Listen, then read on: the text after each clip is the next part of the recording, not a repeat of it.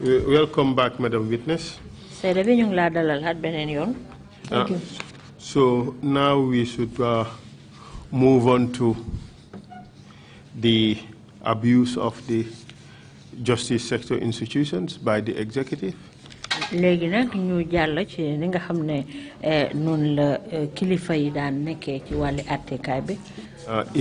In particular, the use of the Ministry of Justice to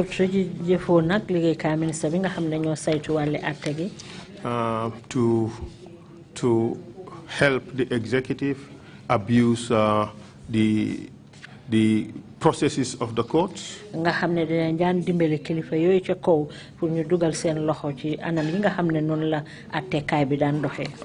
interferences in the judiciary. The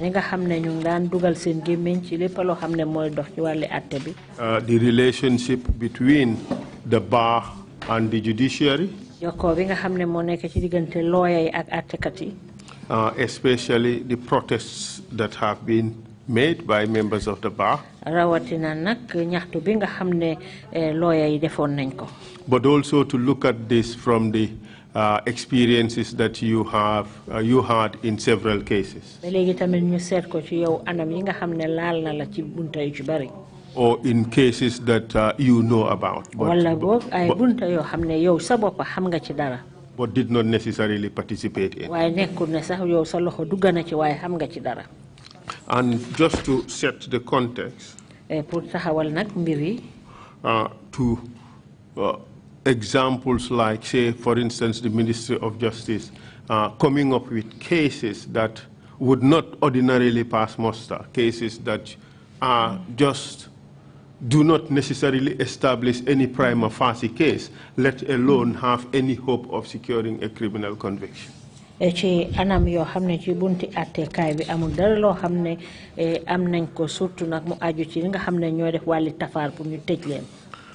put it now in a question form, from your experiences,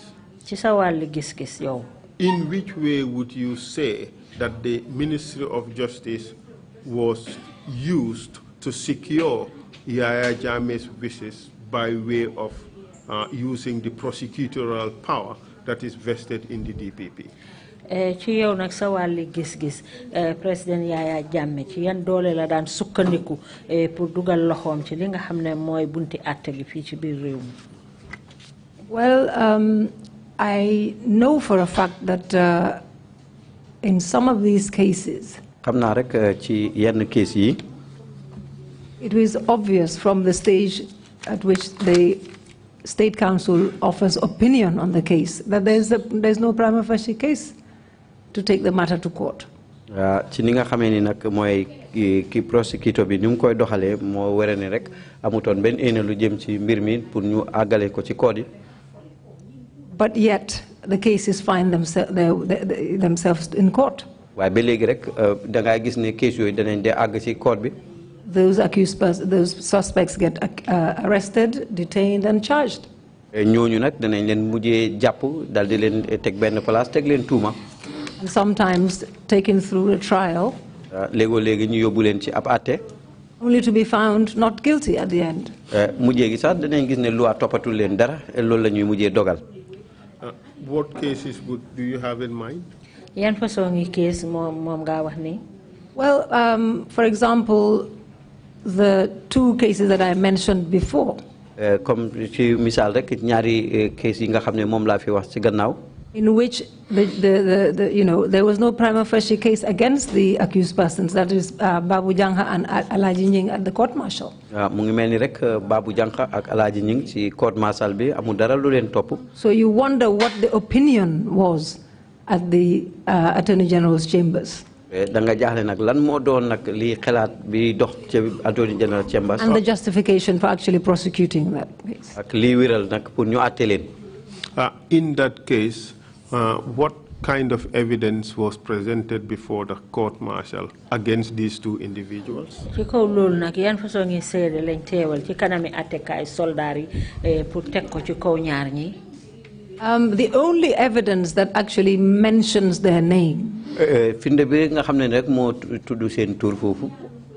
The only piece of evidence was the confessional statements. Evidence finde bi nga xamne mom lañ amon rek moy cadeau yi nga xamne ni ñoo wax nañ ko ne nangu nañ tuuma yi leen tek. That was the cautionary statements. Incidentally, the voluntary statements were denial, complete denial of the charges. Those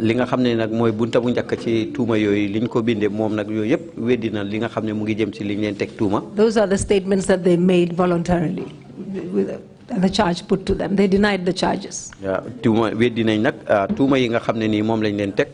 But when the confessions were sought to be tendered, I objected because they didn't comply with the judge's rules. They didn't comply with the procedures that the police should have followed before taking the confessions. For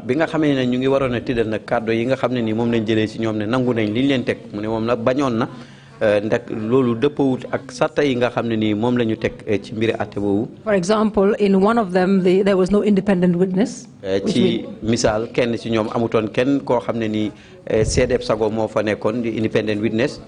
When I looked at it, I kind of thought that was their luck. And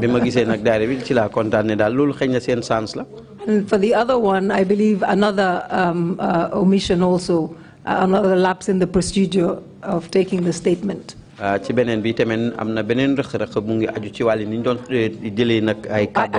it was the jurat, absence of the jurat. That means that if somebody makes a statement in the local language, if it is recorded, you have to say that it has been read over and they accept it. The illiteracy protection. The illiteracy, yeah, exactly.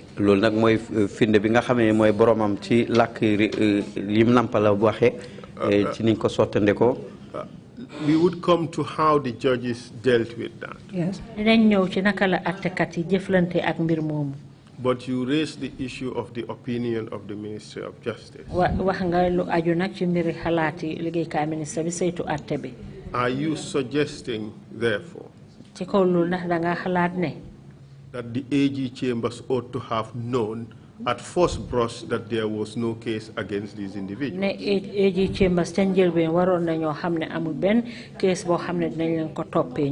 Well, I'm not suggesting, I'm saying that they ought to, because they're lawyers like myself. But I also know that they had challenges.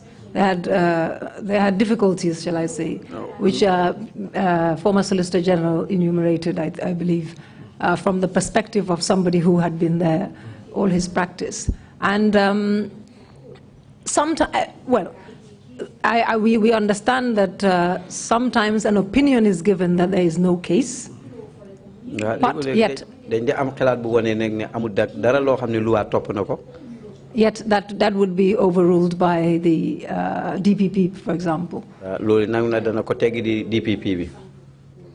And we have seen that example in the Babu Jangha scenario. Yes,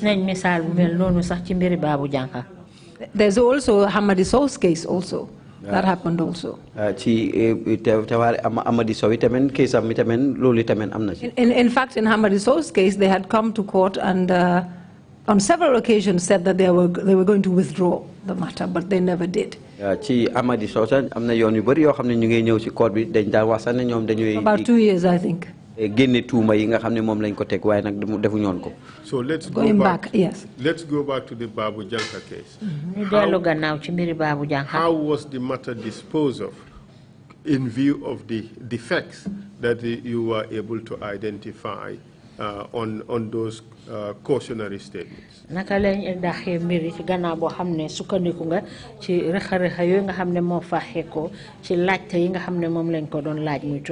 will take both cases together. Okay. Proceed. For different reasons, during the voir dire, the statements were rejected.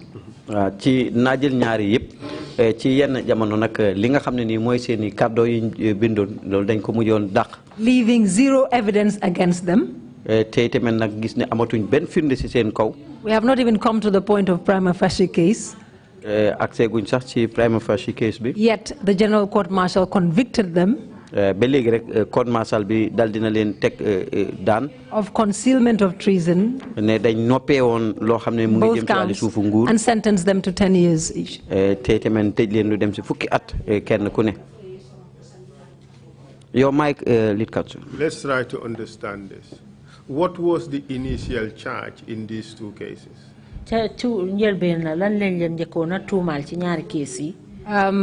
were charged among the big group, but the two were my clients, concealment of treason.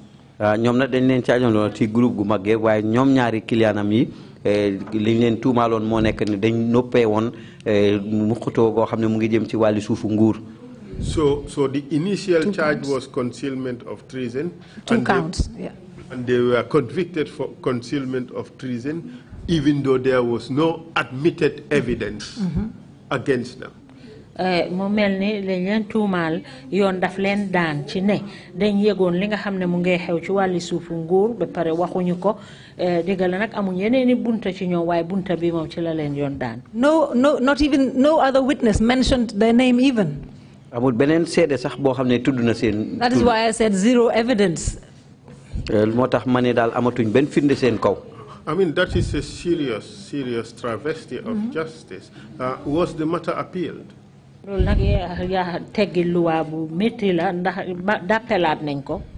Yes, we filed appeals. We couldn't get anywhere. Because the record of proceedings were required. And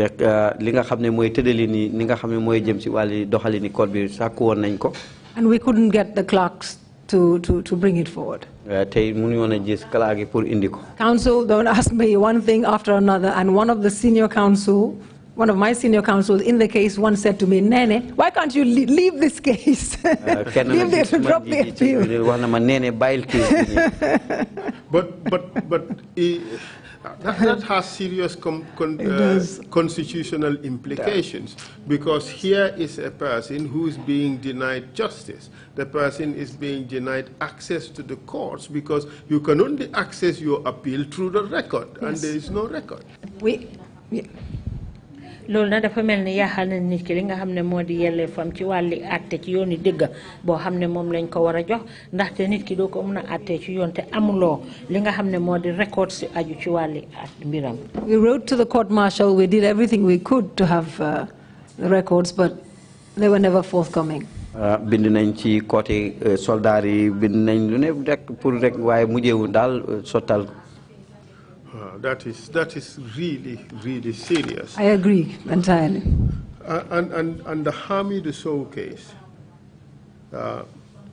what was the situation? You said the state promised consistently that they were going to withdraw this case. Yes. And 2 years down the line, what happened? When they didn't, they began prosecution of the matter, called witnesses, and eventually it took many years. In fact, the others had settled for their fate, having been convicted at the court martial and in the other case, and he went on going to court until, I believe, 7 years, 4 months before judgment was delivered. It went through many judges. Suffered enormous delays. Court yu bari tardé yu bari lu dem ci juroom ñaari at ba mujjé gi dal ñu daldi agalé. Enormous delays. 7.5 years of pre-trial detention. In fact, juroom ñaari at ak dara yo xamné ñu ngi ci mbiram te atté guñ. In fact, after the conviction, he was convicted, and the sentence was 7 years 6 months. He had done 7 years 4 months. And he's my Kal, So and Cham. So I said, Hamadi, go lie down for 2 months and you're out. Go drink some So and you're out. The relief on his face that, okay, I'm convicted, but I'm getting out in 2 months. So the sentence was 7 years 6 months, and he had already time served, 7 years, minus time served. Yeah. léegi juróom-ñaari at ak juróom-benni weer lañ ko tëj waaye fekk tëdd na fa ba pare juróom-ñaari at ak ñeenti weer. His trial was the last to finish, but he was the first to be out. Atem nag mooy bi mujjee waaye nag moo mujj njëkk a génn tamit. Last in, first out. Yes. He joked and said to me, at least I was getting out every so often, coming to court for fresh air. But it's not funny, but sometimes you have to make light of such. I mean, the violations that happened during those trials are quite extraordinary. We have heard from a witness who testified that he was told that, well, nothing was going to happen with him. There was no case against him. He was going to be released. And the judge made similar pronouncements that, oh, for you, as for you, we have nothing. The judge received a telephone call. The judge stood down. They resumed, and he was sentenced to 25 years in prison. mbiri yaa xam lu waa gi nag nekkoon na loo xam ne mu ngi doon dox ndax amoon na waajoo xam ne àttekat bi wax na ko ne amul jaral la yoon teg dinañ la bàyyi ñu wéralal ko ko waaye ci ab diir rek àttekat bi dal di dellu si waat ñu dal di ko tëj. Yes, and I have another similar example. am naa beneen firnde bu mel nii tamit. In the case of the GPU, Gambia Press Union executive, by Emil Toure, in the judgment, by Emil Toure was convicted, all of them convicted. But in his case, the judge admitted that there was no prima facie case, but said he failed to help the NIA with the investigations. He failed to cooperate. And that is the basis for convicting of the crime charge? Yes. He wasn't going to let any of them go free. That was the point. Only one was, I believe that was Saidi Khan. Yes. After the prosecution closed their case, there was no case against him, so he was out. He was the photographer, I believe. But the other members, executive members of the GPO convicted. We also understood that in the Tamsir Jase case and others, the court admitted the statement of Aliu Job, as evidence after it conceded that it was obtained involuntarily. Would things like this happen in these types of cases? That particular one hasn't happened with me because I would remind the judge.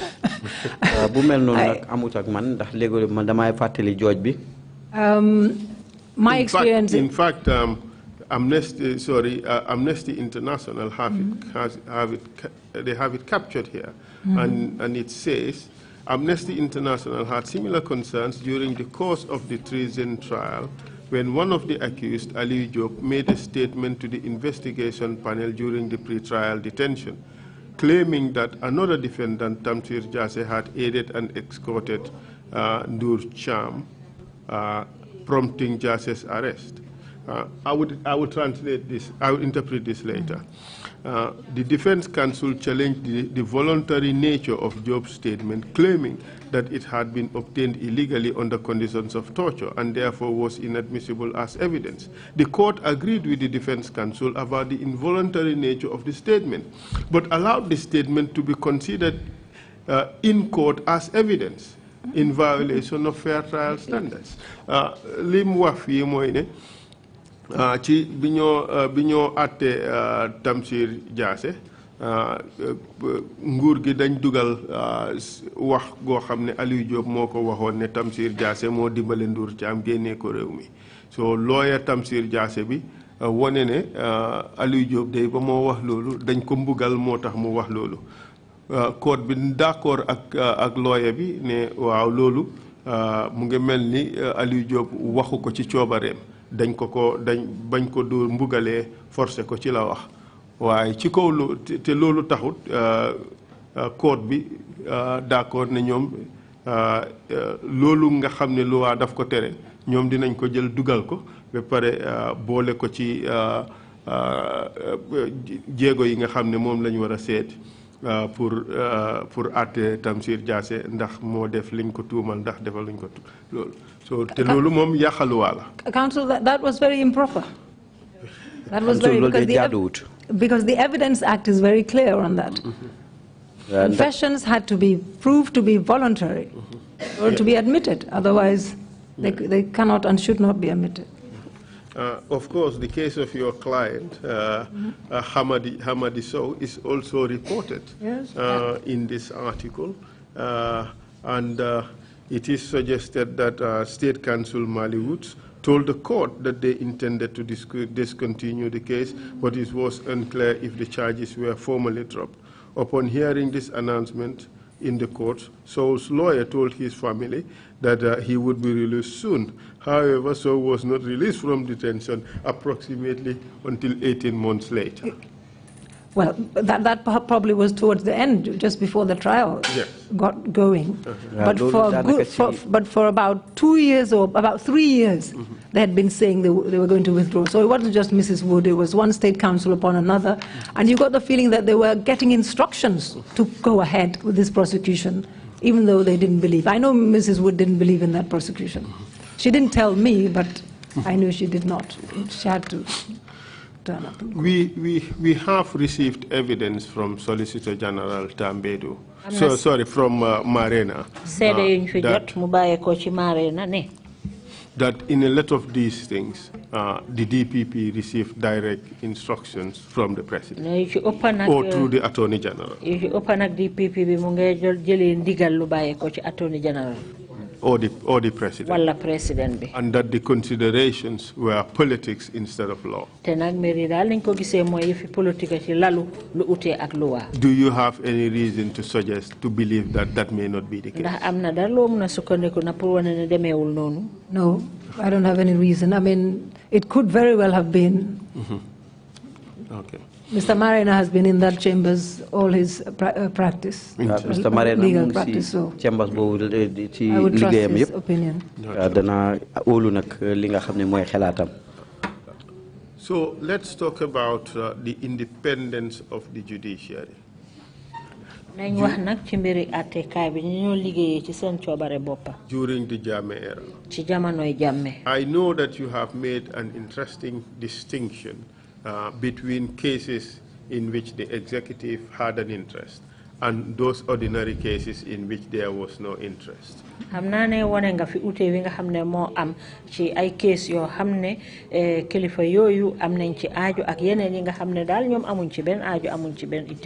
In the 22 years of Jammeh, I know that you have practiced for at least 14 or 15 years. 16 years during his rule.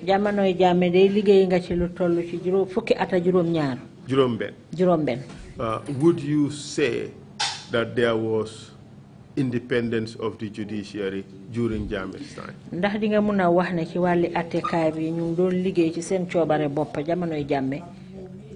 It was very compromised. And I found that it got, shall I say, worse as the years went by. From my experience, from the beginning, we had very decent members of the bench. With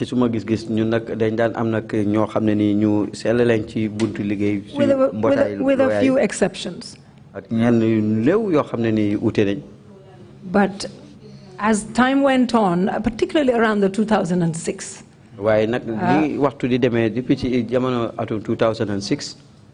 we were very lucky, I believe, to have certain judges who were within the jurisdiction, as alluded to by my colleagues who had testified before. Sorry. Okay, amon nañ wërsëg ne by atum 2006 amon nañ fi ay jooj yoo xam ne comme rek ni ko ñi fi wax balaa man niñ ko waxee ñooñu mënoon nañoo def seen liggéey comme niñ ko bëggee. In the criminal cases that we're talking about. Ci cases yi ñoo waxtaanee nii. And I believe they have been mentioned, Monaghan and Belgore. and some others. We also had other judges. Madam Witness, for the purposes of the record, could you state the names again? You said Monaghan. Honorable Justice Sanjay Monaghan. Sanjay Monaghan. And Inkem Isuaku, Honorable Justice. Yes, Inkem Isuaku. And Honorable Justice Ahmed Belgore. Belgore. Even Tahir, Tahir also, but. And Tahir. We had Kabalata also, not bad, from Zimbabwe or somewhere. From the testimonies we have received here, it is suggested that these judges who asserted their independence paid a very heavy price for acting so independently in cases in which Jammeh was interested in. Ci seede yi nga xam ne jot nañ ko fi nag wane nañ ne attekat yi nga xam ne ñoom ñu ngi tànnoon daal pour def seen liggéey ci seen coobare boppa dafa mel ne ñu ngi ko daan def ci ay anam yoo xam ne rek coono la leen doon dikkal ci ay kees yoo xam ne Jammeh amoon na ci itte. I believe that with the exception of the Commonwealth judges who he couldn't sack because he didn't hire. Ci li nga xam ne nii mooy uteeg ñi nga xam ne ñooy ay Commonwealth judge yi nga xam ne mënul leen a dàq ndax ñoo jëlutoon leen liggéey. The ones that he fired. Ci ñi nga xam ne mën na leen a dàq daf leen daan dàq. And I don't think it was necessarily only in criminal cases. There were a few civil cases in which that interest was there, and judges would be, rek si layo yoo xam ne nii layo yi tefaar la waaye nag si yoo xam ne sax yu civil la. There was a security of tenure, not really. Your colleagues who testified seem to have divided this into two interesting categories, like you just suggested: the Commonwealth judges and the judges on technical assistance from Nigeria. Sa seede yi nga xam ne sa naataango yi nga xam ne joxe nañ fi seen seede ñoom it def nañ ko ñaari xaaj ñi nga xam ne ñooy attekat yi ñoo wax Commonwealth judges ak yeneen ñi nga xam ne yeneen attekat yi lañ. ñi jógee Nigeria nga xam ne ndimbalab nguuri Nigeria la pour nguuri Gambia. And of course, the third basket would be the local judges.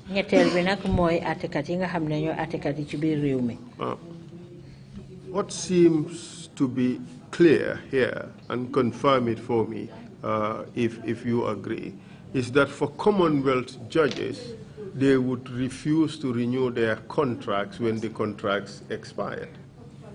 Pour leeralal ma rek mbir yi mel na ni ñi nga xam ne ñooy Commonwealth judges ñoom dañoo bañ a beesalaat contract yi leen jox bu fekkee ne seen waxtu passé na. Yes, because my understanding is that it is a request from the Gambia government to the Commonwealth, and that is how the judges come. So if you no longer desire somebody's services, you can say at the end of it that I don't wish to renew. So they had to leave at the end of their tenure. Ci suma gis-gis sàkkuteeg nguuri Gambia la ci kaw loolu nag bu fekkee tamit nag aynatu loolu daal pour ñu jox la ndimbal boobaa rek boromam mun naa noppaleku gannaaw bu seen diir jeexee. We have heard that this refusal to extend contracts affected Justice Sanjay Monaghan, Isuaku, and Chauhan. Dégg nañ ne nag li ñoo bañ pour yokk seen contract yooyu jamono bu mu jeexee laal na ñi nga xam ne ñoom la lim seen tournée. Yes, and I stand to be corrected if my memory serves me right. Was he not even declared persona non grata? Chauhan. Chauhan sax mu fekkee ne fàttewuma dafa mel ni dañ ko génne woon. So he was not pleased. He was asked to leave the country apparently within a short period 48 hours or something like that. Yes. So that amounts to tantamounts to being declared persona non grata. That's right. Yes. We also heard that the Nigerian judges who were on technical assistance from Nigeria were in fact more compliant to the wishes of the executive than the Commonwealth judges who, by reason of the type of contracts they had, asserted more independence. That is right. dégg nañ nag ne ñi nga xam ne ñoom la fi waa Nigeria yi ebal ñuy ay attekat yoo xam ne dañ leen indi ci biir réew mi pour ñu dimbale réew mi ñoom ñooy ñi nga xam ne daal ñoo doon gën a ànd ak kilifa yi liñ leen doon sant ñu di ko def ci niñ ko buggee ute nag ak Commonwealth George yi nga xam ne ñoom contrat ga leen fi indi woon. That is right, Council, and that is demonstrated. loolu dëgg la te ndax loolu wane woon nañ ko. Way they conducted the cases that were assigned to them. These cases. ci anam gi nga xam ne noonu lañ daan doxalee case yi nga xam ne ni ñoom lañ leen jox. Causing Council a lot of distress and frustration. daal indi métti ak naxar lu bari ci biir court bi. Sorry for putting you on the spot on that, but can you expand on that by giving us examples of instances where you or some of your colleagues are affected? dañu mën a gën a leeralal nag ay misaal yoo xam ne duñ ñu ko mën a jox ci ay anam yoo xam ne laal na la wala laal na sa ay naataango. I can cite the GPU case. mën naa wane sax lu jëm ci GPU case su may commencé. I can give also many examples, but the 2016 protests group, that group. Yes, please go 4 ahead. groups. The GPU case. Very GPU bi. We were being led by Mr. Antuman Gay, Senior Counsel. Antuman Gay Mr. Kamara and myself. Mr. Kamara ak moom si boppam. Representing all of them, I believe, except Uncle Sam. Yes. Who represented himself. Uncle Sam. The matter was initially assigned to Justice Wowo. ci njëlbeen nag mbir moom ñu ngi ko joxoon Justice Wowo.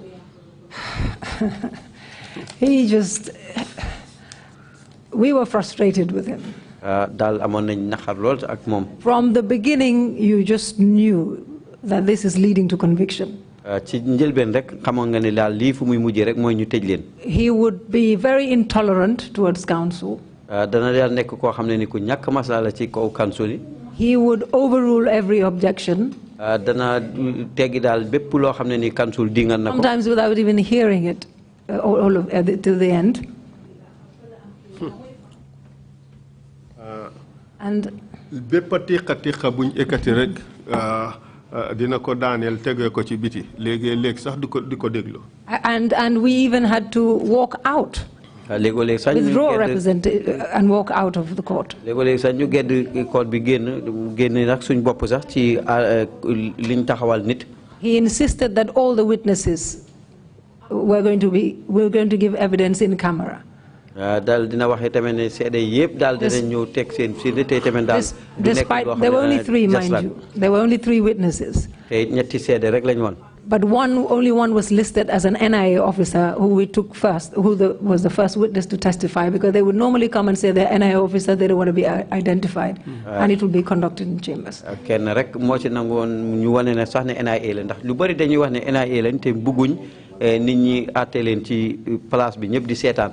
And the others were not, and they turned out, it's just tussle between counsel and him. And I remember Mr. Gay getting very, very furious and informed him that we were not, he said, I believe the phrase he used was that I will not represent my clients in a kangaroo court. ci foofu nag Mr. Gay dana daan wax ne daal moom du steede ci court boo xam ne ni daal ci court yi jaay doole la daanaka. And we walked out. ci kaw loolu ci la ñuy génn dem. We petitioned the Chief Justice to reassign we asked for, well, I believe he had been asked to recuse himself. Mr. Gay asked him to recuse himself. He threw out evidence, said, our reasons were not valid, were not good enough. Mr. Gay sax dal na sàkku ne daal fi mu nekk nii dafa waroon a jébale boppam rek ci mbir mi génn ci. And he would agree with everything the prosecution says. te dana daan ànd ci lépp loo xam ne ni nag ñi amee kayiti àtte jiñaate moom lañ amee. And disagree with everything the defense says. te dana daan ñàkk ànd ak ci li nga xam ne ni moom la lawyer bi wax. Even when it's obvious. même su nekkee sax dëgg la. So the Chief Justice, I believe, who was then Ajim, I can't remember. I believe it was him. I could be wrong. Reassigned the matter and gave it to Honorable Justice Fagbenle. ci kaw loolu nag ki nga xam ne moo nekkoon Chief Justice Ajim mu jégi dal di toxal case boobu santaat ko keneen ku ñu xamee Fak Bale. We didn't realize, Council, but we went from the frying pan into the fire. ñun sa yëguñ waaye fañ nekkoon rek moo gën a métti fiñ nekk daanu.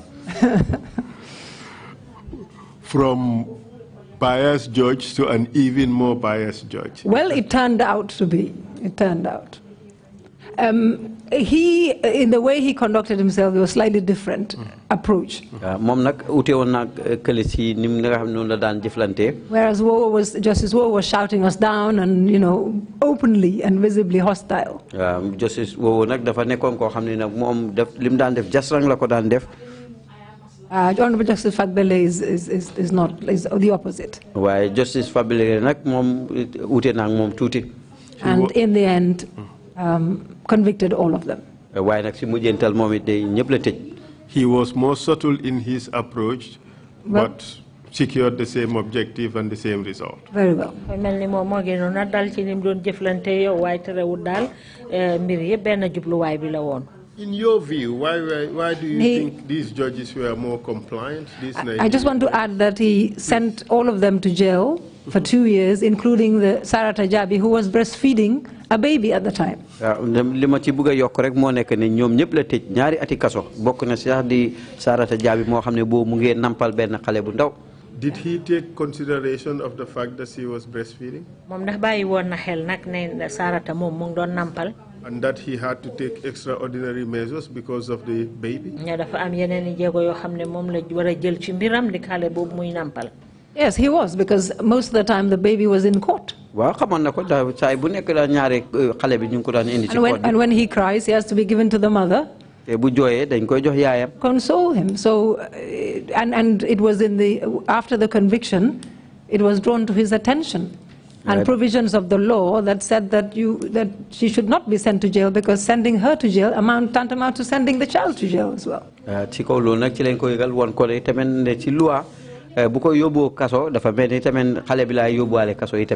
he change his ruling, his decision on that? No, that was before sentence, during allocutus. Yeah. Before sentence, all this was drawn to. He could see it. So after the allocutus, did he take that into account and did not order a custodial sentence in mile 2?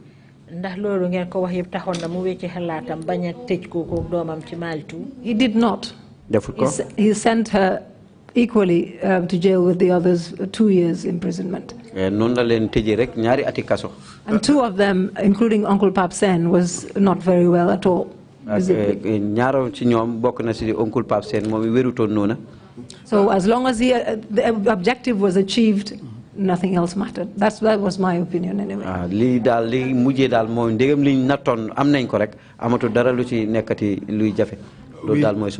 We have also seen that happen to baby Aisha, yep, and her mother, for those who were arrested and detained with regards to the... They were represented by the flag also, yeah. Serious violations. We have learned that these Nigerian judges were in fact called mercenary judges. Nigeria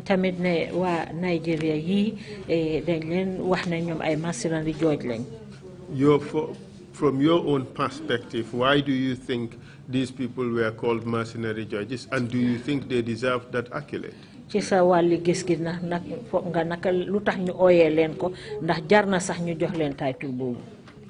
I believe that while it was a term brandished around, and I think it certainly fits some of them. Why do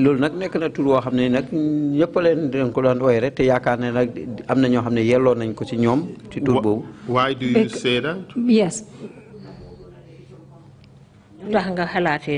Yes, because you got the feeling that they were hired to do a job. Which was to secure conviction and imprisonment. In selected cases. Which kind of cases? These are the ones that I've mentioned, the ones with involving political opponents, for example. Journalists, they suffered enormously. And anybody else who may have a different view, or who may be critical to the government. Like in the Amadou Jane case. Example. If you were to mention at least 3 such judges, who would you say they are? If you're not comfortable saying the names, you can write them down. Yes, I can write. Them down. So buge wax nak ñetta ci attekat yo xamne non lañ daan jëfé na di ñu mëna bindal seeni tur fi. Perhaps it's even better that these names are not mentioned publicly, so that we can compare the evidence of the various counsel who appear before us to see how often would these names coincide. Baax na sax ne duñ seen tur duñ ko wax jaxaran ndax ñu mën ko méngalé ak yeneen lawyer yi nga xamne ñoomi binda nañ fi ay tur ndax li ngeen binda nuroo na ak ñooñu tamit.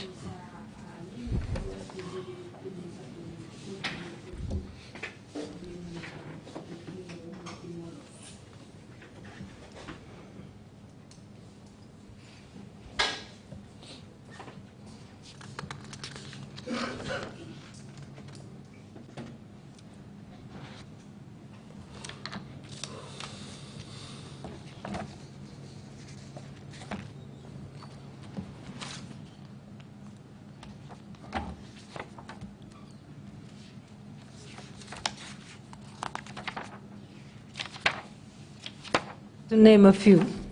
Yes. But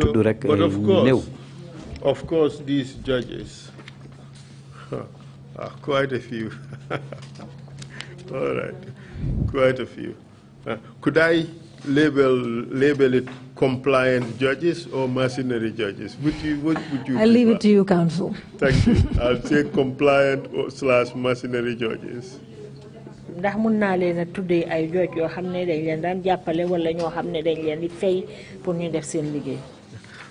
But of course, these judges would not have been able to do all the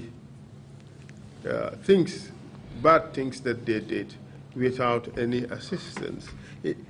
Who would you say were enablers of these terrible violations that were committed against those Gambians who had cases in which Yahya Jammeh was interested in?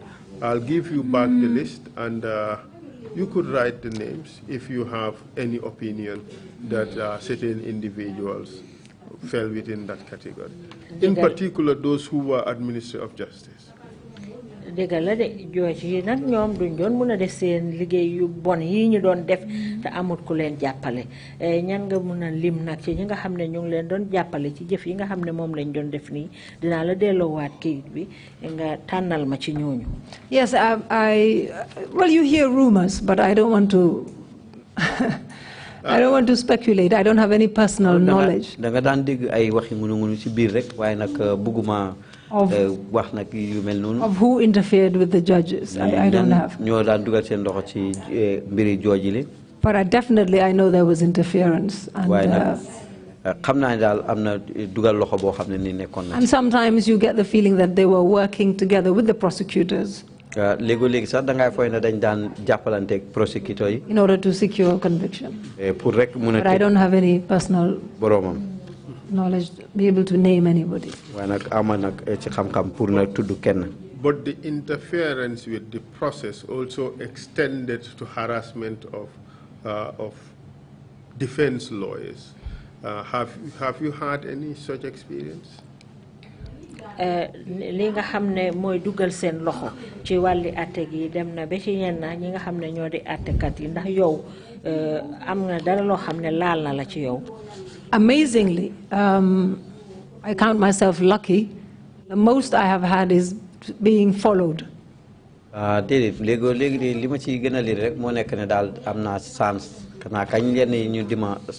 Sometimes you'd be driving at certain, and you know when you're being followed. This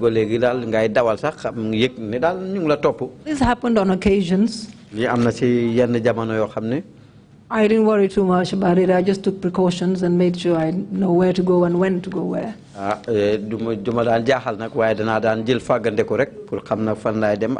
Personally, I have not encountered, apart from the hostility as you try to do your job. And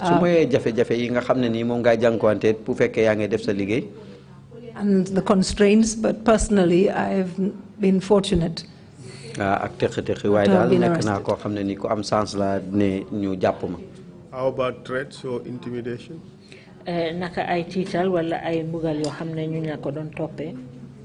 Not directly. Not directly. Some people will let you know that they know about you and they're watching, but not directly. I don't take notice of threats. So I didn't take them seriously. I just carried on to do my job. You have done quite a good list of interesting and difficult cases. Perhaps I should just let you comment on some of them, and in particular the Lamin Tunkara Kanyiba Kanyi case. We've talked about the Mariam Dentin case, but some of these other cases that you have done, could you kindly comment on them and talk about some of the rather unusual things that happened in some of those cases? Okay, just briefly on the Lamin Tunkara one. It demonstrates how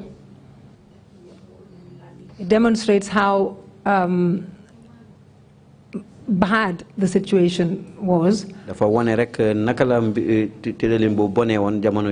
And in a matter in which the state or the former president had interest in,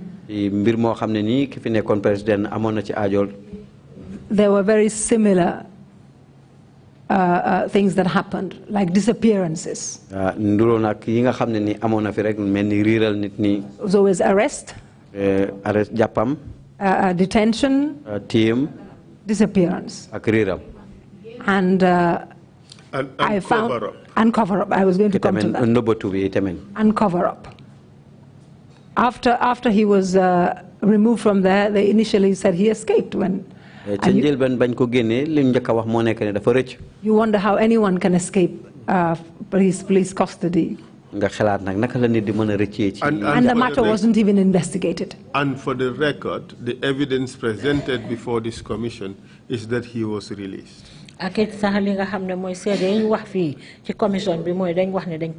Really? Who said that? We produced the police diary, and the police diary showed that he was released. And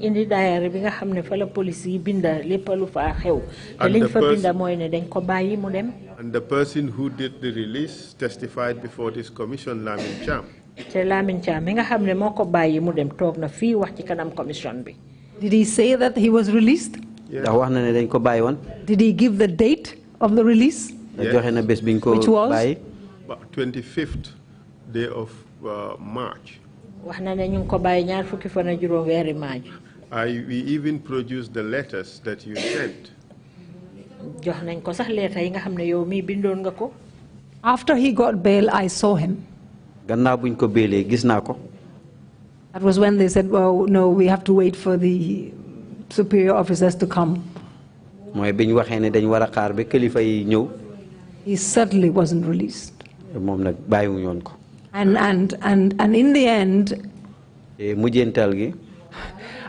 after they said that he had escaped, I wrote that letter. I believe you have the letter.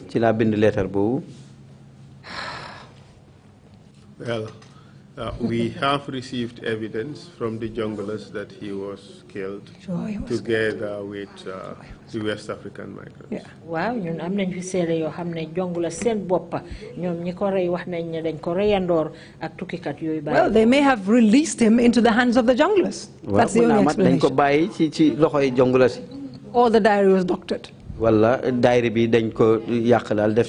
He was released and taken by the NIA because according to his wife, he came to the house with NIA officials, and they searched the house. That was on the first day, I believe. That was the first day. That was on the first day. Okay. But, no. The officer who was in charge of his case, M.C Cham, said he called him to tell him that he was with the NIA and they have gone to his house. So I am sorry, but yeah. Yes, these are the terrible things that I take some of the evidence, I'm sorry to say, some of the evidence of the police with a pinch of salt, I'm afraid. Yes, but the diary at least clearly showed that they say he was released. So if at all he was released, there should be an explanation as to how he came into the hands of the NIA again, yeah. and then to the junglers. Yes. That is the bit that is lacking in our evidence. That is the gap in our evidence. Yes. But we do receive evidence that he was executed. He was in the vehicle. I heard the evidence of. That's right. That's right. Yeah. So Kanyiba Kanyi? Kanyiba, sadly, he is still not been produced. Kanyiba, when he was arrested and taken away, my learned senior, Mr. Dabo, initially was, but I was with him in most of the cases that he was handling in the same chambers. That's how I came in to be involved in Kanyuba's case and Usman Rambo Jatta's case. So the court had ordered, Honorable Justice Monaghan had ordered for their production. And they said, we don't have them. That is the first time I heard of that term. And it continued as a trend for the rest of the years. Whenever they could not produce or they didn't want to produce anyone, or release them, they would say, we don't have him. Despite repeated court orders. In fact, one of them I have here by Honorable Justice Monaghan. So I was hoping that the TRRC would bring a witness would come forward and explain what happened to Kanyiba Kanyi. But we haven't been that lucky yet, I understand. But Usman Rambo Jatta, after almost 2 years, a year and a half or so, he was found somewhere by Amnesty International and he was released. Usman Jatta Rambo na mujegi ci ñaari at ak dara gis nañ ko fenn. But not after being searched for in every police station. And they kept moving him. Na bo xamé ni ñu ngi ko doon ut ci police station yu bari.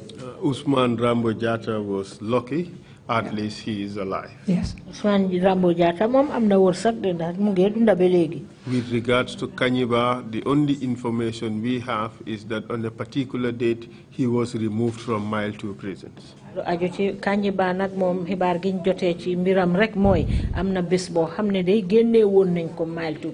By state security agents. And he has not been seen since. That was since 2000. It's since September 2006. Very September 2006. We have talked about Bailo and others who were detained incommunicado for over 2 years. You have also talked about the case of Mariam Denton. I just wanted to make a correction with Mariam Denton's case. Yes. She was not prosecuted. Yes. Because I think I heard that she was acquitted and discharged. She was not prosecuted. She was released unconditionally. After 3 months. Yes, after the 3 months. And then I believe there was, the state wanted her to testify in the treason case on what her client had told her, because I think that was the background. And I remember the lawyers, female lawyers, protesting that this is communication that was privileged between a lawyer and client. That was Tamsir Jasseh. How could anyone try to compel a lawyer to testify against a client. But it was done because she did give the evidence. Well, she testified, let me put it that way. Wow. Mind you, that was the very reason why she was arrested. Why would she have been arrested based on what a client had told her? Because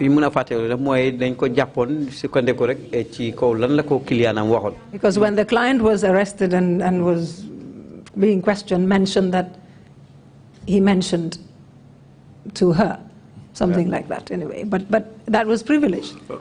Indeed. Well, also that was the officially announced or given reason. But yes. The commission did receive evidence that from Mr. Harisambu, who was head of NIA at the time, that Jammeh told him that Mariam is being detained and dealt with in the manner which they did by reason of the fact that she wanted to be president. Really? Yes, that's the evidence before the commission. Wow. Which is even worse than the first reason. So you did... And we saw something similar. I mean, I know you've discussed it with my colleagues, the Moses Richards case, which is very worrying. Indeed.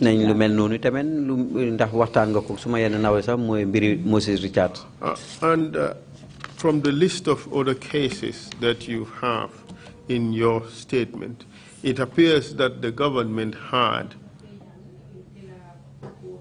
in the law books legislation that enabled them to do some of these crazy prosecutions, witch hunt prosecutions, just to satisfy the wishes of the executive. In your experience, which of these laws would you say they have used to really prosecute people? Sorry. Go ahead. Yeah. Okay. Let me malapato lol. Gis nañ ci sa statement bi ci cases yi nga wone ne daal am na ci bunti loi yoo xam ne moom la nguur gi daan sukkandiku pour dugal ñeneen ñi ci yow sax si sa xel yan loi la nga foog ne moom la gaay daan jëfandikoo pour def yooyu.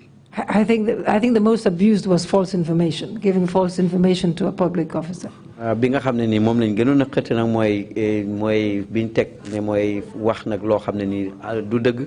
And here I have two examples. Te fi na amna fi ñaari firnde. The case of IGP and Neneh M.C Cham. Ci mbiri IGP ak Neneh M.C Cham. 2011, he was a Daily Observer. Sports editor. 2011, a journalist. Daily Observer. He wrote a petition to the president, I believe, complaining of financial practices at Observer. Daily Observer. Bindon letter don tawat ni nga xamé dal non lañ doon jëfé copar yi ci Daily Observer. And he got himself in trouble and charged with giving false information. Mu dugg ci problème ne dal dafa joxe won bataaxel yo xamne ni du deug. And in the case of M.C, I wasn't going to mention her name, but I have. Sorry. That one is very sad. Ci M.C waruma wona tuddu turam sax way bo mo gënona daw yaram. She was struggling to meet the expenses towards the education of her twin girls. Mu ngi doon jéema seen nu muy lijjantee nag fekk njàngi ñaari si xam yi. They couldn't do the grade 9 exams, the earlier one, because she couldn't afford it. They were not well off. Grade 9 bi ndax mënutoon koo fay. So with the help of the school, she went to the school, and one of the head teachers wrote a letter for her to the office of the president, asking for help. Loolu nag benn ci teacher yi ci school bi bindaloon ko letter pour mu sàkku ndimbal ci office of the president bi. As soon as that letter got there, bi letter bi àggee foofu rek. She was arrested. Daldi ko jàppa. Charged. ñu daldi ko teg tuuma. With giving false information. Dafa doon joxe ay kàddu yoo xam ne du dëgg. And prosecuted. ñu daldi ko àtte. What was the outcome of the case? Naka la na fa xé ko won nak ci layo bobu. Of course, she was acquitted and discharged. Luckily, because all the witnesses gave evidence that went in her favor. ndax seede yépp demoon nañ ci wax ay kàddu yoo xam ne ni daal moo ko doon dimbale. It was then I knew that the item was of school fees on the list of expenses was $150. ci kaw loolu nag ci lañ gis ne daal liñ lim nag ci mbiri school fees bi téeméer ak juróom fukk la. But we know that there are a lot of others. waaye gis nañ ne am na yeneen yu ni mel. which she couldn't afford. yoo xam ne ni mënutoon ko. That was why she asked for the help. loolu moo tax moom mu daldi woon bind ndimbal. But she was prosecuted. waaye attewoon nañ ko. Because apparently they said she said that girls don't pay school fees, something like that.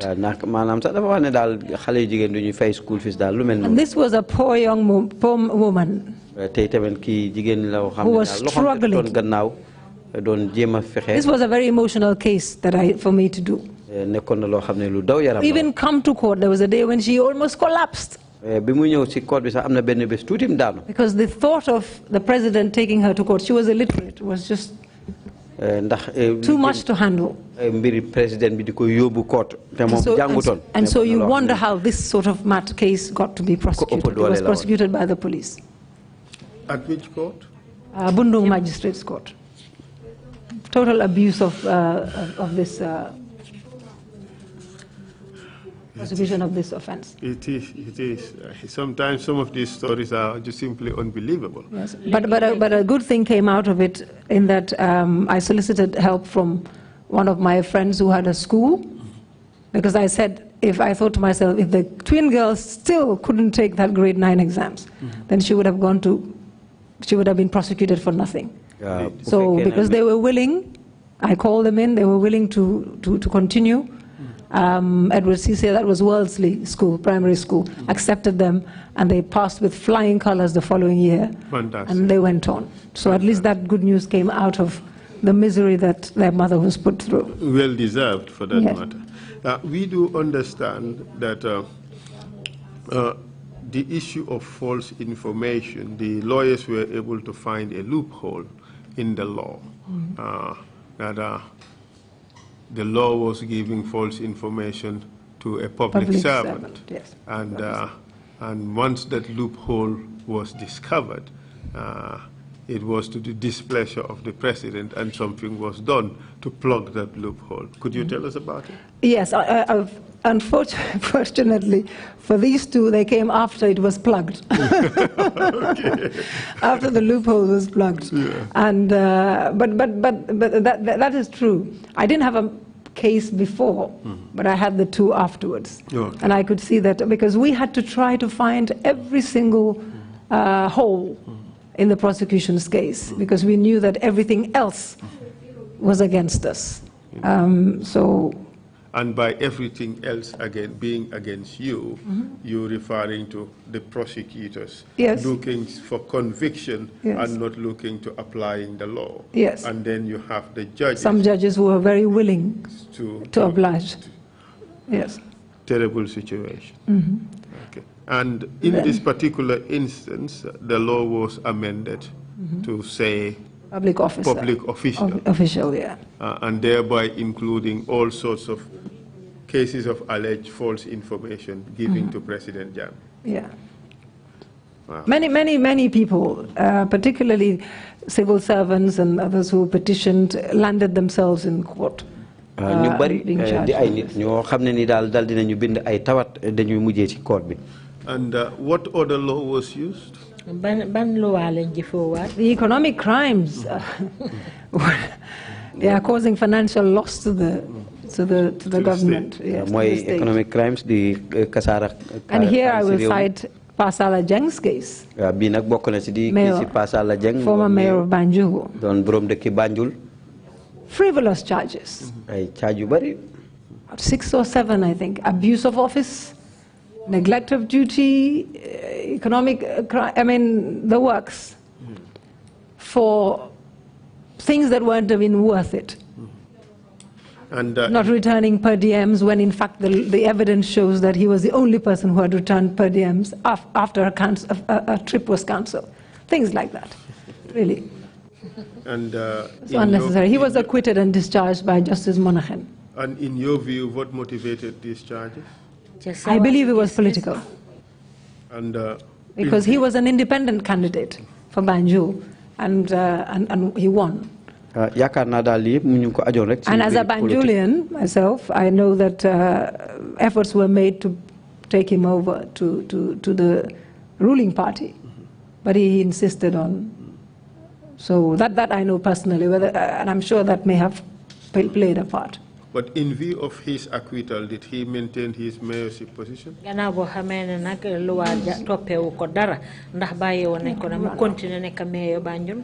I don't think. I think he, in fact, filed a civil suit about his whether it was his purported dismissal. I stand to be corrected. I was not in the case, but I believe maybe Mrs. Sabali had handled that case.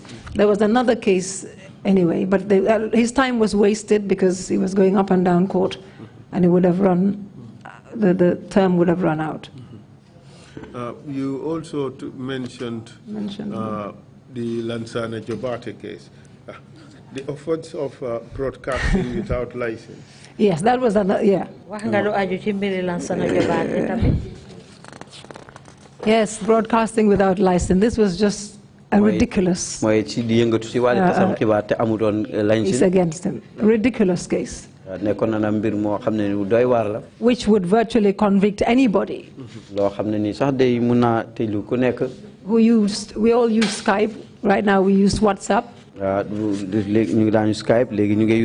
believe the facts of that case were that he attended a political rally. I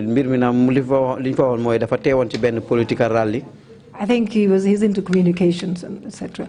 And he was streaming, if that is the right word, via Skype, what was happening at the rally.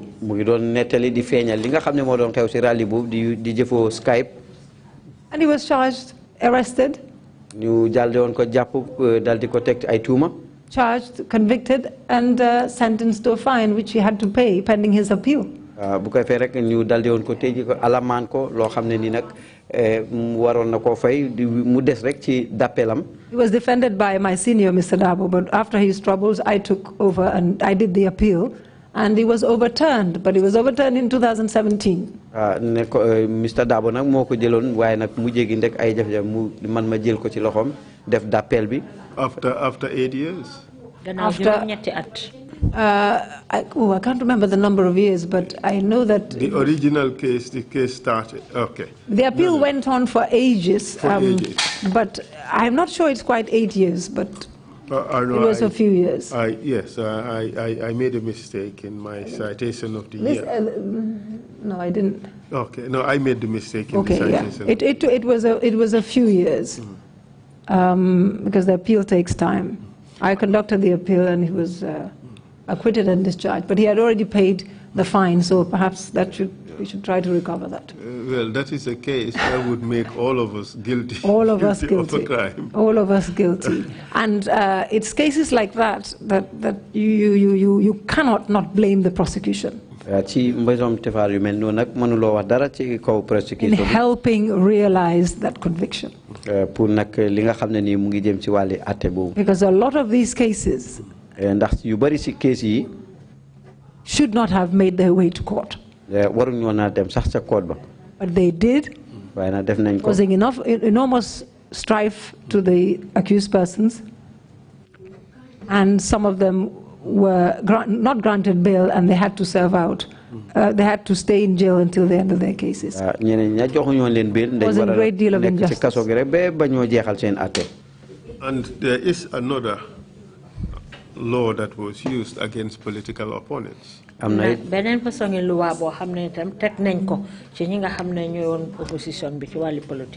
The holding processions without permits. Yes. What's your experience dealing with such cases? Yes, my first experience was with Uncle Femi Peters, late, may his soul rest in peace. And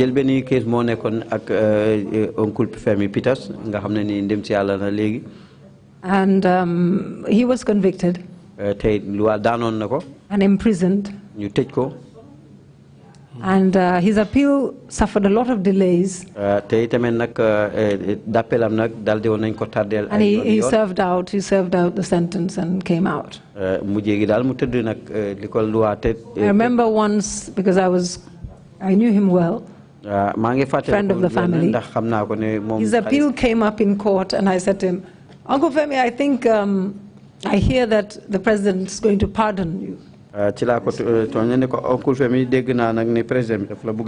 was coming from mile 2 to attend the appeal. He said to me, I don't want it. I said, Uncle, but it's to go out. You know, he said, I don't want it. In fact, I will stay in there and complete my sentence. That was how defiant he was. Yes. Yes, and also in the 2016, of course, that one, groups of cases. You had the Solo Sanding group of almost 20 people, similar with the state and the Solo Sanding group was Lamin Sonko and others. Then you had the Hussein Udabo, you had the Motsar, and then you had the other group of protesters, and they were all opposition people. So these are the sort of the cases that definitely lawyers battled with. How would you describe the relationship between the private bar and the judiciary, especially when it came to some of these cases in which Yaya Jammeh had an interest in? Lo muna wax nak ci digënté ñi nga xamné ñoy lawyer taxawal seen bop ak ci walli attekat yi surtout nak ci case yi nga xamné Yaya Jammeh mom amna ci ité lool. In those cases we had confrontation regular with them. Ci yoy nak dañ daan am ay dingatante yu bari. You had instances when lawyers walked out of court. Légui dañ ci am ci jamono bo xamné lawyer dana gedd court. Judges parading insults at lawyers. It happened in some cases. I remember Honorable Justice Paul and Mai Fati once had, and also with Mr. Ture, Buri Ture. Justice Paul and Honorable Mai Fati. A lot of provocation. What would the General Legal Counsel do with regards to that? Judge and counsel insulting one another. Léegi nag mbootaay àttekat yi lan lañ dee def ci loolu su fekkee ne lawyer yi ak àttekat yi amoon na ay jàppante yoo xam ne dox na seen diggante. I think if the matter was brought to the General Legal Counsel, it would have dealt with it. I don't have any personal knowledge, but I do know that as the bar, we, as Mr. Cham Pt2 said yesterday, we had resolved on a few occasions to boycott certain judges. Comme ni ko Mr. Cham Pt2 waxee woon démb rek léegi am na ñoon niñ ko daan fajee suñu mer rek moo nekkoon ñu gedd nag yenn code yu bari yenn magistrate. Which judges in particular could you recall? Yenn judges nga mun a fàttaliku yoo xam ne geddoon. I remember Honorable Justice Paul's court. Fàttaliku naa Justice Paul courtam. Trying to think of another. Sure, there was another one. The lawyers walked out again. We withdrew from these cases, the 2016 cases. For similar reasons as the ones I mentioned in the GPU case many years ago.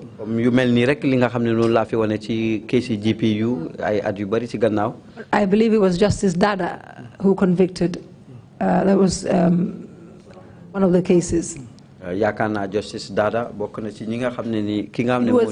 it was made impossible for defense counsel to continue to be in that trial. And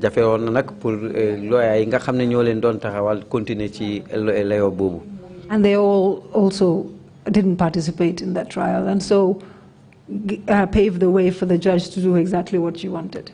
And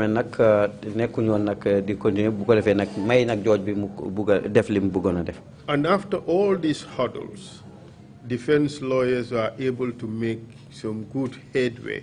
We understand oftentimes the government refused to implement orders that were made against it.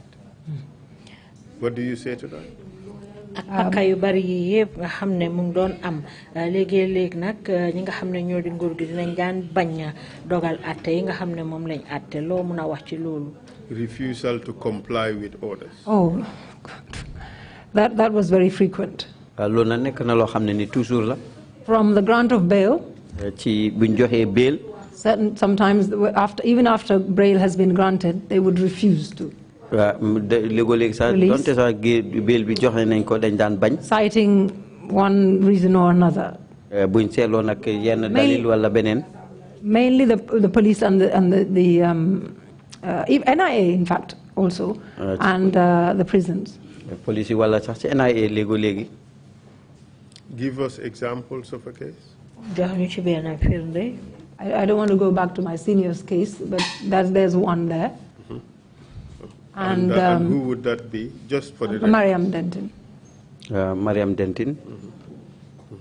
And which mostly what they would do is they would stall and eventually release. And the 2016 protesters. 2016 protesters in the ñaxtukat yooyu. We have heard of Baba Job's case, oh, yes, who had completed his term and still they wouldn't release him.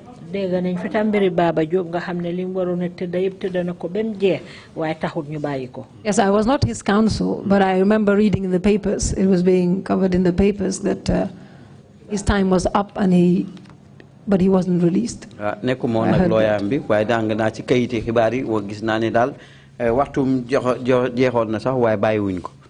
In a few words or phrases, how would you describe Yaya Jammeh's handling of the third arm of the government, of the third arm in this state, the judiciary? How would you describe Yaya Jammeh's separation of powers and his relationship with the judiciary? Kaddu yu gàtt naka nga mun a wax ne Yaya Jammeh noonu la mel ci anam yi nga xam ne noonu la daan jëflante ak ñetteeli banqaas bi nga xam ne moom la réew mi doon doxee muy bunti àtte bi jokkoo Yaya Jammeh ak ñoom naka la meloon ci sa gis-gis. He certainly ensured that there was no separation of powers between the executive and the judiciary. Lim njëkk a gis moo nekk ne daal amul benn wecce wala boog séddoo. He interfered with the judiciary, with judges. That's my belief. Thank you very much. I have no further questions. Thank you for being so helpful. Thank you very much, Counsel, and thank you, M.C Cham, for a very brilliant testimony. Jërëjëf Counsel, jërëjëf Madame Cham ci seede yu am solo yi nga xam ne def nga ko fii nii. In your last response to Counsel's question, would you say that the judiciary did not have any alternative at all to all the shenanigans that Jammeh was going through? I would have thought that they could do something about it. I wouldn't tell you what they could have done to resist the actions of President Jammeh. But would that be a position that the judiciary didn't have any alternative but to comply? Ci tontu yi mujj yi nga xam ne moom nga tontu Counsel bi lim la doon laaj li ma la bëgg a laaj mooy ndax ñi nga xam ne ñoo nekk ci wàlli atte bi amuñ woon beneen pexe boo xam ne mënoon nañ koo jël ci président Jammeh lim daan dugal gémmiñam saa yu nekk rek ci atte yi ñoo def ndax amuñ woon benn pexe lu dul rek ànd ak moom ci lim bugga. I suppose well I can't speak for them, but I do know that for those who were involved, those that he dealt with, they were fine. Those who were doing his bidding.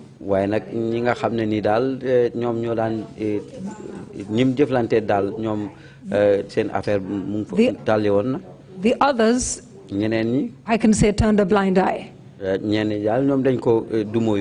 I didn't see any solidarity between them, as long as what I saw was each for themselves. And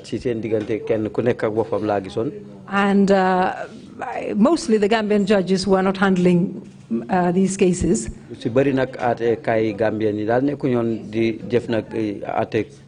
They went on with what they doing their job with what cases came before them. And while the others carried on doing the bidding. That is one of the things I wanted to speak about in my final statements, that we need to be a collective. We need to be a collective. If you're only going to deal with what affects you,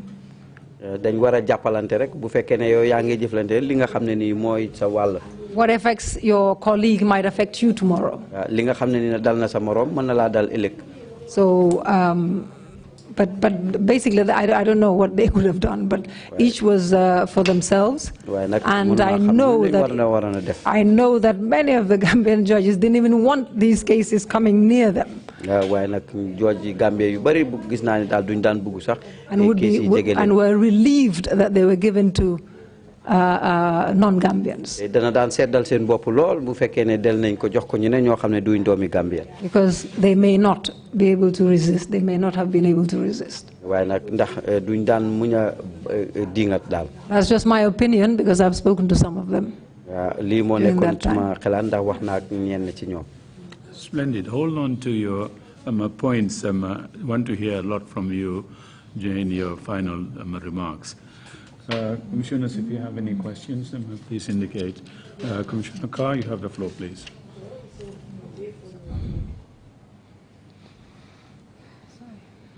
Thank you, Chairman. Chairman. I should move a bit so that I can communicate with the witness properly. Thank you, Ms. Cham, for your testimony before this commission. Mrs. Cham, commission. And for the brilliant work you have done for your clients. I have my question is regarding the treatment of women.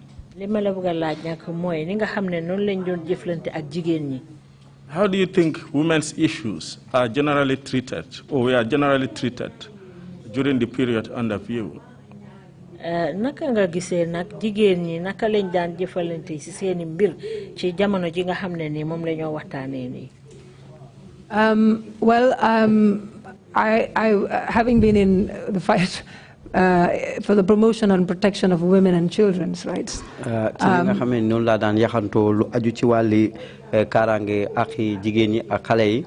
I was also the former president of FLAG, Female Lawyers Association. We worked a lot with government, the ministry, the Office of the Vice President and Minister for Women's Affairs. The Vice President that was Dr. Aissatou Njie Sedi. For the promotion and protection of these rights.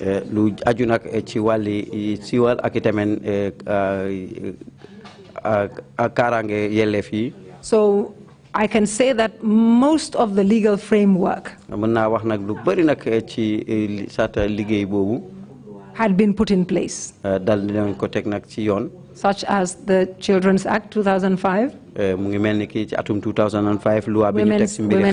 Women's Act 2010, Sexual Offences Act, Domestic Violence Act in 2016, which is a huge step. And then it came to implementation.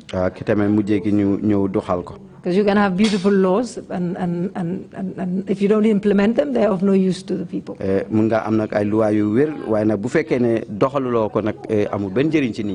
a lot of sensitization had been done, particularly on the sexual violence, which repealed the provisions in the criminal code and put all the sexual offenses together. But more needs to be done.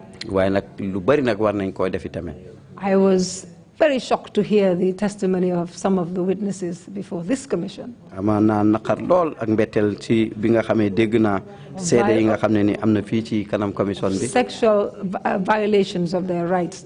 Ci lo xamné ni nak xëtt nañ seen yelef ci mbir sey etc. Moy daanu ci kaw jigen forcé ko sey neex na xari. Presidency allegations. Ak tamen ci tuuma yi nga xamné ni ñu ko tek nak ci buntu presidency. But the problem we have in this area, waaye nag fan jafe-jafe bi ñu am ci fànn bi, as well as in domestic violence, ak tamit sax fitne yi nga xam ne am ci kër yi, is that people hesitate to come forward. nit ñi dañuy bañ a ñëw di feeñal seen bopp. That's why I was very, very happy, and I would encourage women to come forward. li moo tax ma kontaanoon trop te tamit nag xirtu yi tamit ne pour jigéen ñi ñëw. When these rights, these human rights that they are violated. ci jamono bi nga xamee ne seen yelleef yi. So more work needs to be done, because if the cases don't come to us, kon nag liggéey bu bari lañ war a def ndax bu fekkee ne mbir yi ñëw ci ñun. we cannot help. duñ ci mën a am benn ndimbal. I wonder. I mean, I almost understand why the persons who gave evidence before the commission, I believe Tufa and others, didn't come to us at the time it happened. jaaxle naa nag ñi nga xam ne ñëw nañ fii teel di fi wax ay seeni sende. But I understand. I understand. waaye nag am naa dalin déggin boo xam ne nii. So implementation of it, enjoyment of the rights.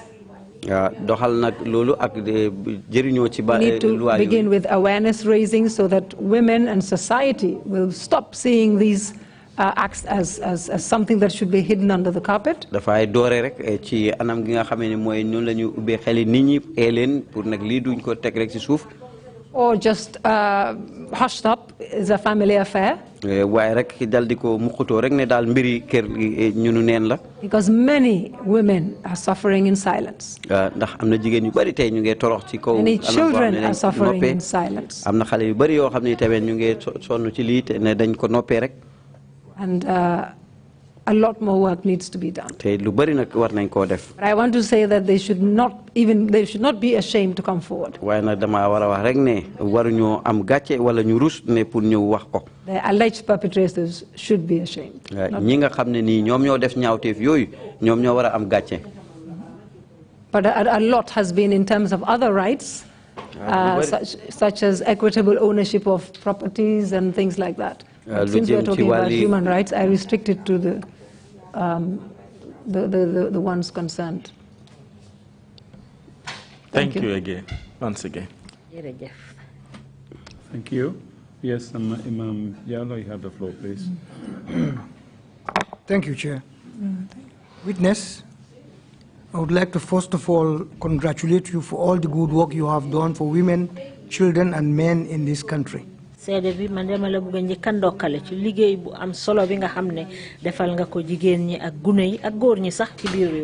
up is a worthy task. I want you to clarify one point for me. People keep talking about the independence of the three arms of government.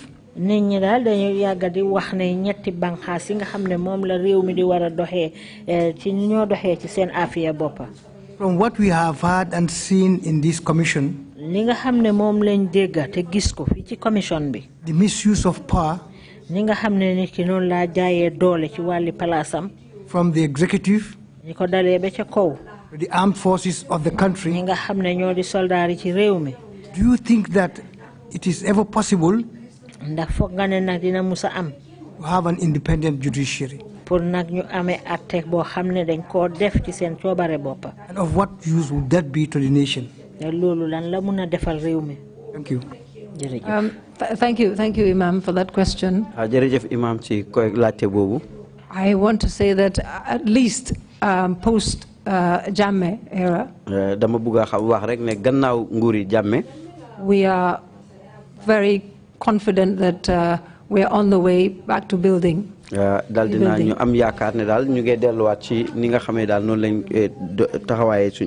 personally have not seen anything that should make me worry about the way the judiciary is being run right now. The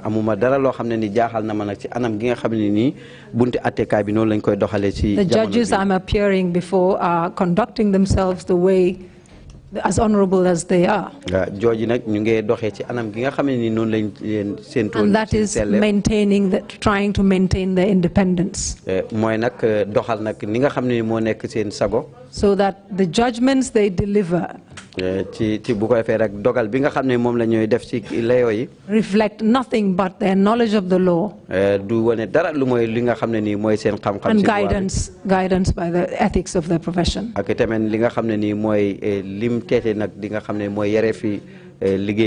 Yes, I can see why Imam is worried from what we came out of. We now have almost 100% Gambian lawyers, judges on the, and magistrates on the bench.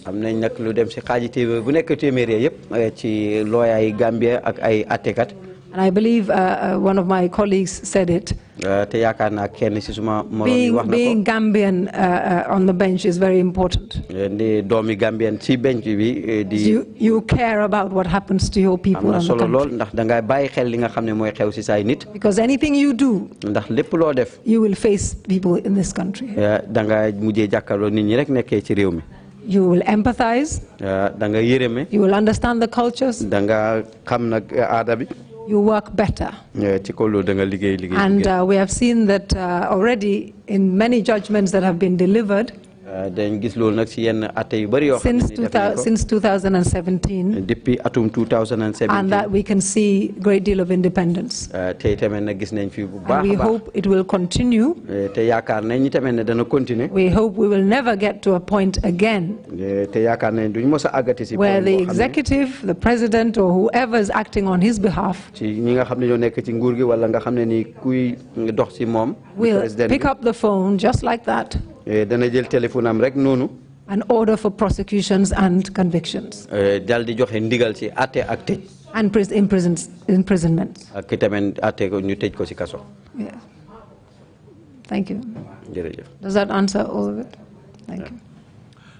Thank you very much, Ms. Cham. If you have any concluding remarks, I think indicated you might, please proceed to make them now. Yes, I'll just make them briefly. First of all, Mr. Chair, I want to appreciate the Commission. Yourself and your fellow commissioners. My senior lead counsel and his team. And your entire staff. This is the second time I'm coming here and I've been accorded the due respect and been really taken care of. I want to appreciate your sterling work. Without this commission, most of what we know will not be known, particularly by the ordinary citizens of this country. There were only speculations. And people dismissed, such as lawyers like ourselves and victims. Dismissed as opposition, or you don't like the government. But much of what we had said and experienced has been shown to be true by these testimonies before this commission. I just want to say that I urge this government to implement every single recommendation that will come out of this commission. Because you are the best, in the best position to make recommendations, having heard all the evidence that you have over the past few years. It is the last hope for many victims. And their fear every day is that it is all going to come to naught. Zero. I don't believe that. But I can understand them. So we are relying on this commission to make the appropriate recommendations. We know you will. To ensure that never again Gambians would be put through what we have been. Now, I also want to talk about the way forward a bit. I will not repeat everything that has been said by my colleagues, but I want to buttress the need for nation building. It is not just the government that needs to build the nation. It begins with us, the Gambians, and people living in this country. And we have to think, as I said, Chairman, as a collective, as one body. If everybody's out for their interest and what is good for them alone, we will never build this nation. We need to do it together. We need to do it honestly, sincerely, and we have to have each other's back, so that we are happy for our fellow Gambians when they have something new, good, and we are sad for them when they don't. I say that because we had been divided. And I am ashamed to say that some people used to be happy that other people are suffering as victims of Yaya Jammeh. But we saw that in the end, he had touched everybody. So we should be very careful and condemn where we need to condemn, regardless of who the offender is, whether our relative, whether our friend, whether the same tribe. We should condemn what is wrong, no matter who it happens to. That way, when it happens to us, other people will condemn it. I heard of a short story by one of Jammeh's former people, former friends or associates or whatever, when he was in mile 2, and he got all his rights violated. And he said to one of my clients, my client explained it to me that, this is what the lawyers meant when they talk about human rights. So I leave that at that. And so we need to build strong institutions.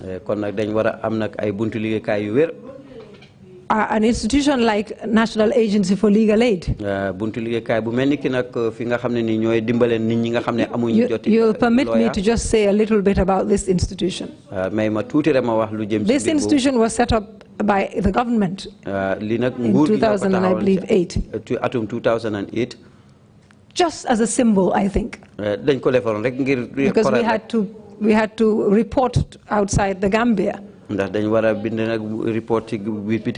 what we have done to bring access to justice to indigent people. But it is not resourced at all. And so it could not benefit adequately those who most needed it, particularly during this time. Because it's subvented by government through the Ministry of Justice.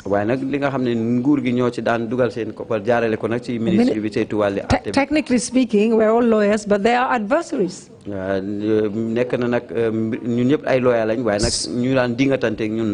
So how well the legal aid agency does depends on how much money it gets from Ministry of Justice, who in turn gets from the government. Despite the fact that the Legal Aid Act says that it should have its own independent budget.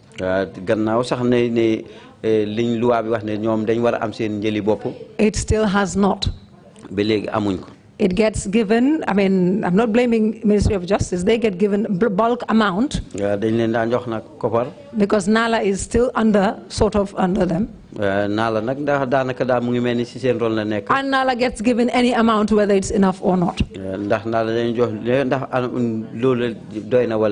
Some progress has been made in the last year or two, but more needs to be done. Because this institution is the hope for many Gambians who would come will be affected by the law, and they would need representation, and they cannot afford. So it's important that I say that. And also, I want to recognize institutions that have accompanied human rights defenders in this country. Many have, but just to single out a few. Institutions such as Amnesty International. Their call for action did a lot for victims, give hope. Did a lot to put pressure on the government to account for people that they had in their custody. And they did a lot to build lawyers' capacity. A lot of technical assistance by them. And the same goes for ICJ, International Commission of Jurists. The Kenyan section and the Swedish section. I have had the honor of working with them. Very, very difficult and trying times. And they have helped in terms of giving very much needed technical assistance. And I would like to thank everybody else and to encourage my fellow human rights defenders to continue the work, because these are fundamental rights guaranteed by the Constitution, which everybody should enjoy. And to the victims, I say take heart. For the survivors,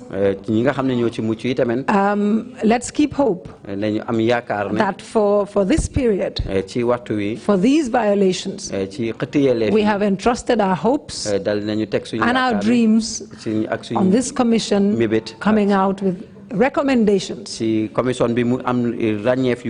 that will seek to put right all that was wrong. I thank everybody here. I thank my family and colleagues for all the support over the years. Thank you very much. Thank you very much indeed, Madam Cham, for your testimony again. The concluding remarks are very, very, very good, excellent, and we are going to take careful note of these points that you raised.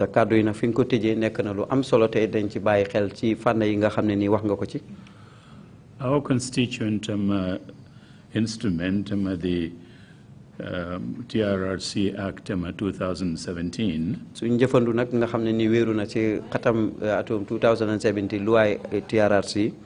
mandates us, among other things, to create a historical record of abuses and violations that occurred in this country for 22 years. In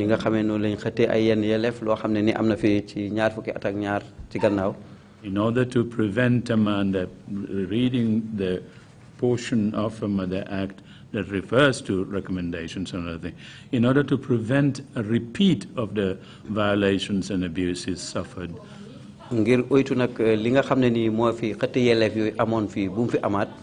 by making recommendations for the establishment of appropriate preventive mechanisms. mooy nag bokk na ci di ràññee nag pour ñu teg ay yenn anam yoo xam ne nii danañ ko mun di musloo ci façon yu mel nii. Including, and I'm putting emphasis on this one, te maa ngi gën a dëgëral di bokk ci tamit ne. institutional and legal reforms. di wecceeku yoo xam ne ne ànd naag yoon ci buntu liggéeykaay yi. We are going to carry out this mandate danañu dox nag ci sas woowu. without any prevarications. te duñ ci seet nag dara loo xam ne nii mu ngi jëm ci wàlli gàllankoor. And we are determined to see our mantra never again taken to its conclusion. Tamit am nañu pour gis ne tamit lii nga xam ne mooy suñu bàkku ne never again ne bu mu fi amaat mu dox. We thank you for your wise words. gërëm nañ la bu baax ci sa kàddu yu sell yi le. And your challenge also to all Gambians. tamit nag li nga sas doomi Gambien yépp. And thank you again for your testimony. jërëjëfaat rek ci say kàddu ni nga ko fi teewale. We appreciate it very much. doyloo nañ ko bu baax a baax. Council, you have any procedural matters to raise before we close? Yes, Mr. Chair, we have this document from Ms. Cham, the list of compliant or / mercenary judges. If accepted, it should be Exhibit 215. The request is granted, Council. Thank you very much, Mr. Chair. Yeah. Thank you. Sorry, Commissioner Kai, you want the floor? Sorry. What's the request now? Mr. Chair, I have another witness waiting for after lunch. Oh, I see. Okay, good. Thank you very much. So we're not closing the date at this moment. I cannot disappoint the chair. Bravo. That's great. Thank you again very much. And so we will take a 1-hour lunch break and come back at 3:30. Meeting's adjourned. Thank you all very much indeed.